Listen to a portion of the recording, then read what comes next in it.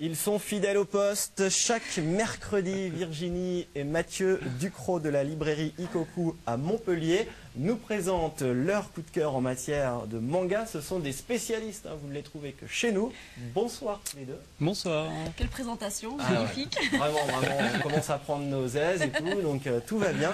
Et ce soir, c'est Mathieu qui commence. Ouais, je vais commencer avec un seinen aux éditions de Glénat qui s'appelle Variante. Que j'aime beaucoup déjà par son dessin qui est vraiment très particulier. Déjà il a une couverture très attirante si on aime un petit peu les séries noires. L'histoire, c'est une jeune fille qui va être donc c'est un peu sombre, hein, c'est plutôt pour un public plus de 14 ans on va dire. L'histoire commence, c'est une jeune fille qui va mourir, qui va être tuée avec ses parents. Jusque-là, c'est voilà, assez triste, et en fait, elle va survivre, elle va ressusciter, parce que son bras a été transformé, et du coup, son cœur est reparti. Et si son bras a été transformé, c'est parce que elle a été tuée par une créature qui s'appelle une chimère, qui vient d'un autre monde, on n'en sait pas trop. Et voilà, et elle se retrouve dans la réalité, et un jeune policier va l'aider à trouver sa voie, puisque elle est complètement perdue, à se dire pourquoi moi j'ai survécu, qu'est-ce qui s'est passé et tout. Et un matin va arriver, alors qu'elle est dans le centre de police, va arriver le monstre, la chimère, dans sa chambre. Et à ce moment-là, son bras va se déclencher et va se transformer en une arme absolument redoutable, et elle sera la seule à avoir le pouvoir de lutter contre ces chimères et contre ces monstres.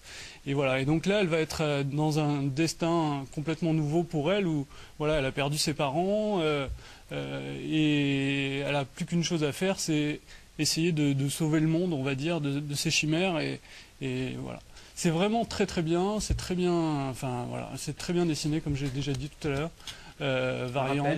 Variante chez Glénat, en 4 tomes, vraiment très chouette. Il y a déjà 2 tomes qui sont parus. D'accord. Voilà. Virginie. Et à moi. La parole est à vous. Mathieu, toujours sombre, dark, etc. Et moi, cette semaine, j'ai voulu faire du joli, du beau. Il faisait du vent, mais il faisait beau. Donc on est presque le printemps.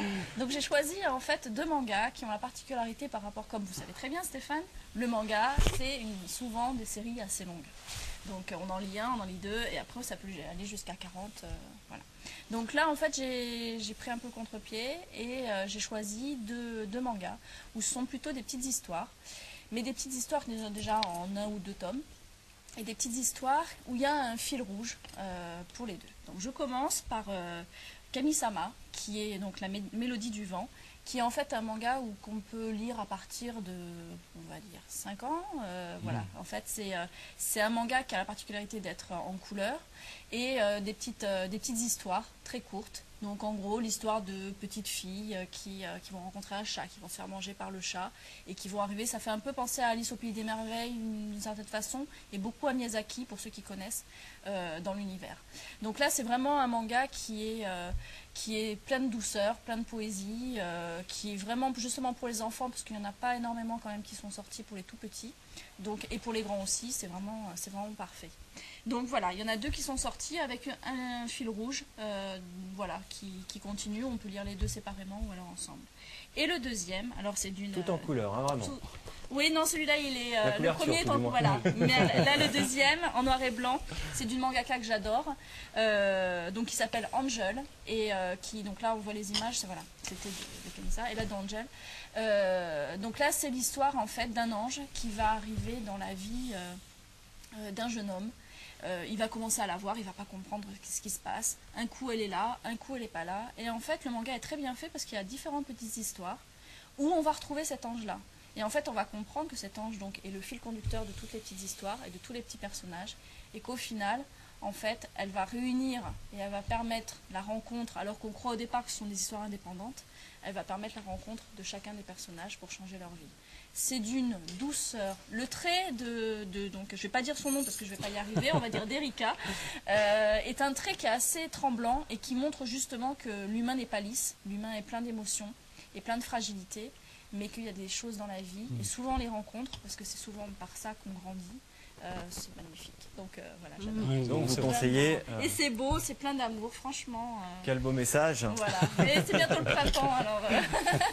Eh bien, merci Virginie et Mathieu. On vous retrouve soit à Ikoku, à Montpellier, ou soit sur le net, ikoku.org, où on peut retrouver vos coups de cœur, vos sélections et pas mal d'infos sur les mangas. Merci beaucoup. Merci. On se retrouve, comme je le disais tout à l'heure, dans une quinzaine de jours, puisque la semaine ça va être prochaine... long sans vous. Merci beaucoup. Merci, ça me touche. Merci. Vous parliez de printemps, Virginie, ça tombe bien. On va parler de printemps en général et du printemps des